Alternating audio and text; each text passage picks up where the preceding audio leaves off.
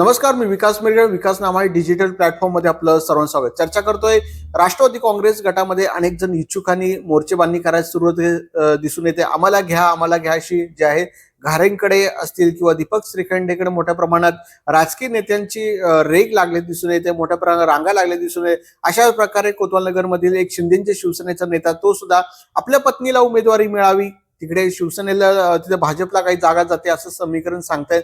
त्यामुळे माझ्या पत्नीला उमेदवारी द्या, माझ्या पत्नीला उमेदवारी द्या, मी तुमच्या पक्षात येतो, अशी भूमिका शिंदेचे शिवसेनेचा एक नेता व्यक्त करताना दिसून येते.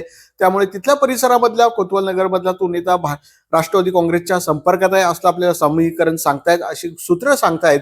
दुसरी गोष्ट, दहिवलीमध्ये सुद्धा राजकीय भूकंप होण्याची शक्यता व्यक्त केली जाते. तिथे सुद्धा बंडखोरी किंवा माझ्या पत्नीला किंवा तिथले सीट सेटिंग आहे जो शिंदेच्या शिवसेनेत जाऊ शकतं.